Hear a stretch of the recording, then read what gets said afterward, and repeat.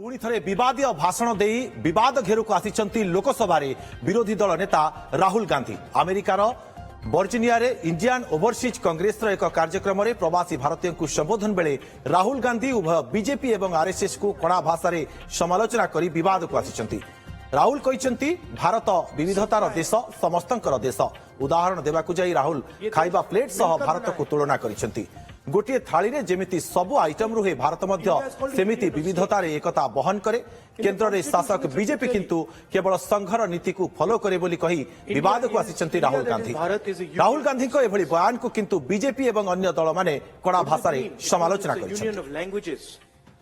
It's a union में कोई first course second course third course होता है, एक थाली मिलती है, सब कुछ उसके अंदर होता है। चावल दाल से ज्यादा जरूरी है और सब्जी की रैंकिंग सबसे नीचे है, तो क्या होगा? यही बीजेपी के लोग करते हैं। मतलब उनको समझ नहीं आती कि ये देश सबका है, ये देश मिलकर बना है। इसको India is called union of states. In the constitution is written clearly India that is Bharat is a union of states.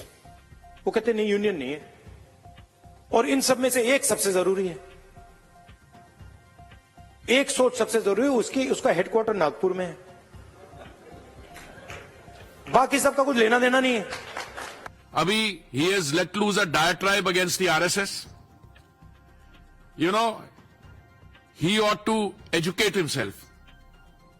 If there is one organization which has come forward whenever we've had problems, it is the RSS.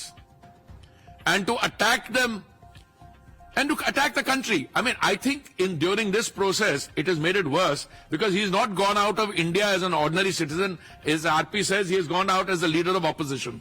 And what has happened during this? He has attacked the legal system in India. He has attacked, as I can see it, the outcome of the elections. He has said that our accounts were frozen. Arey bhai, context to batao. At least acknowledge your own ancestors and generations which have also contributed to this country. No, he runs the country down totally.